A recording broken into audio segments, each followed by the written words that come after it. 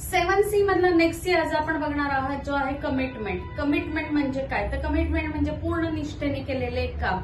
मी हे करणारच किंवा मी दिलेलं वचन की मी हे करणारच आहे, माझं ध्येय हे आहे, ते म्हणजे कमिटमेंट. मग यामध्ये काय करावं लागतं? तुम्हाला स्वतःला जोपून जे काम करावं लागतं तीच कमिटमेंट आहे हो. एखादा कठीण प्रसंग आला, प्रॉब्लेम आला तरी तुम्ही ते ओव्हरकम करून जेव्हा तुम्ही तुमच्या ध्येयाकडे जाता, आपण काय म्हणतो किती कमिटेड आहे कामाच्या प्रती, झटकेने बोलून जातो, तीच ही कमिटमेंट आहे. पण मग त्याची आवश्यकता काय असते? तर जेव्हा आपण हे अशा कमिटमेंटचं एखादं काम घेतो आपल्या लाईफमध्ये, तेव्हा आपल्याला फुल कॉन्सन्ट्रेशन होतं, लक्ष आहे त्या गोष्टीवरती केंद्रित होतं, बाकीच्या सगळ्या गोष्टी निग्लेक्टेड असतात आपल्यासाठी आणि फुल एक फोकसने आपण त्याच्याकडे बघत असतो. तुम्ही यामध्ये येणाऱ्या अडचणींवर मात करायला शिकतात. कुठलंही काम आलं झालं इतकं इझी नाही.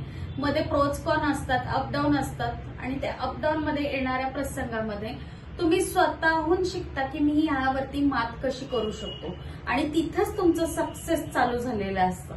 यातून नेक्स्ट होतं की तुम्हाला शिस्त लागते, तुमच्या शरीराला एक शिस्त लागते की मला हे कम्प्लीट करायचं. मी कमिटमेंट केलेली, स्वतःशी केली आणि दुसऱ्याशी केलेली, ती एक शिस्त लागते आणि तुमचा आत्मविश्वास वाढतो की मला मी हे करू शकतो. त्यामुळे जसं म्हणतात की नो कमिटमेंट नो ड्रीम्स. तुम्हाला जर खरंच स्वप्न बघायची असेल तर तुम्ही कमिटमेंट द्या, मग ती स्वतःला सुद्धा द्या आणि जर तुम्ही कुणाच्या साठी काम करत असेल तर कामाला सुद्धा द्या. त्यामुळे तुमचं ड्रीम कम्प्लीट व्हायला मदत होईल. आता हे कमिटमेंट कायम राहिलं कसं पाहिजे आपल्याला, हे पण महत्वाचं आहे ना.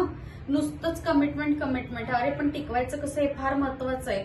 गोष्टी मिळताना खूप इझिली मिळतात पण long term sustainability is very hard.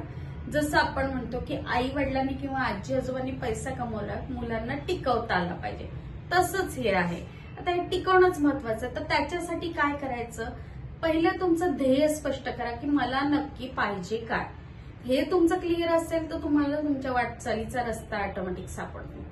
रोज थोडं थोडं थोडं काम करायचं. एकदम एकाच दिवशी एवढं मोठं झालं पाहिजे नाही.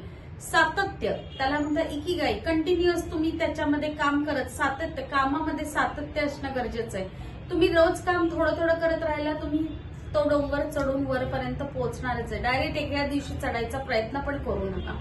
स्वतःवर विश्वास ठेवा. मी हे करू शकतो, मी हे करू शकते. हा जेव्हा तुमच्यामध्ये असतो तेव्हा तुम्हाला बाकीचे सगळे दुनिया कुठल्याही अडचणी आल्या दुनियेतल्या तरी तुम्हाला तुमच्यावरती त्याचा परिणाम होत नाही. आणि अपयश आलं तरी घाबरून नाही जायचं. ओके, नाही जमलं ठीक आहे, मी दुसऱ्या पद्धतीने करून बघतो, काय होतंय ते बघूया आणि मग तुम्हाला त्यातून मार्ग सापडत राहतो. प्रयत्न न करणं हे चुकीचं आहे. प्रयत्न करून अपयश आलं तर समजू शकतो, पण प्रयत्न न करता नुसतंच वर बसून अरे मला जमत नाहीये, मला मासे पकडायचे पण मी तळ्याच्या काठावर बसणारे, पाय ओले करणार नाही पण मला ट्रकभर मासे पकडायचे. Don't do that. हे कधीही तुमचं स्वप्न यांनी पूर्ण होणार नाहीये. आणि महत्वाचं, सगळ्यात महत्वाचं म्हणजे ऍक्शन केली पाहिजे ना हो, कृती केली पाहिजे. जर तुम्ही कृतीच नाही केली तर तुम्ही कसली कमिटमेंट? तुम्ही प्लॅन बनवा, वहीवर ह्याच्यावर फळ्यावरती प्लॅन बनवायला, असं करणार, ह्याव करणार, त्याव करणार. अरे पण त्याच्यासाठी ऍक्शन घेणं गरजेचं आहे. ती ऍक्शन नाही झाली तर तुमचं स्वप्न पूर्ण होणार नाही. ऍक्शन ही फार गरजेची असते. प्लॅन केलाय तर प्लॅन प्रमाणे तुम्ही ऍक्शन करा. तुम्हाला तुमची कमिटमेंट, तुमचं ध्येय, स्वप्न मिळवायला तुम्हाला मदत करतो.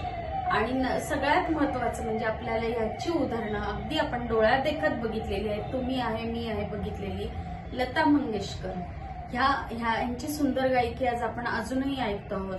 मग त्यांची कन्सिस्ट कमिटमेंट होती त्या कामाच्या प्रती. सचिन तेंडुलकर, एपीजे अब्दुल कलाम अशी खूप खूप मोठी मोठी लोक आपल्या भारतामध्ये होऊन गेलीत आणि त्यांचीच उदाहरणं आपल्याला कमिटमेंट म्हणून बघायला मिळतात.